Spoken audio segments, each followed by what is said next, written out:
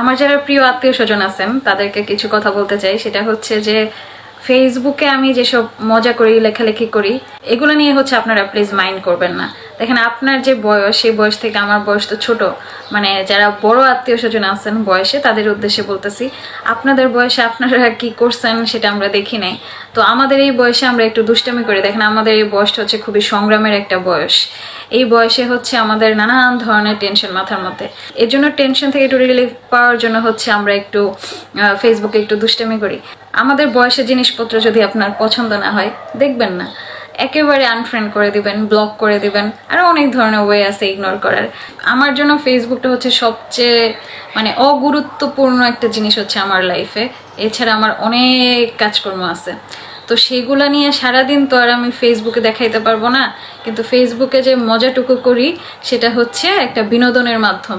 এটা নিয়ে আপনারা সিরিয়াস হবেন না প্লিজ।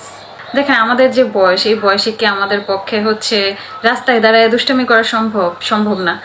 এই জন্য হচ্ছে আমরা একটু ফেসবুকে দুষ্টামি করি, একটু মজার মজার কথা লিখি।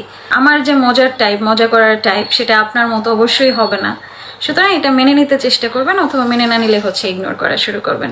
কিন্তু এই যে মনে করলেন কথা বলাবলি করলেন, কথা বলাবলি করে হচ্ছে ঝামেলা বাঁচাবেন না। ঝামেলার কি দরকারটা পড়ছে বলেন? এমনিতেই হচ্ছে আমাদের লাইফটাই হচ্ছে নানান ধরনের ঝামেলার। এটা থেকে একটু হচ্ছে বিনোদন পাওয়ার জন্য আমরা একটু ফেসবুকে একটু মজা করি। এই মজাটা আমাদেরকে একটু করতে দেন প্লিজ। বেয়াদবি হলে ক্ষমা করবেন।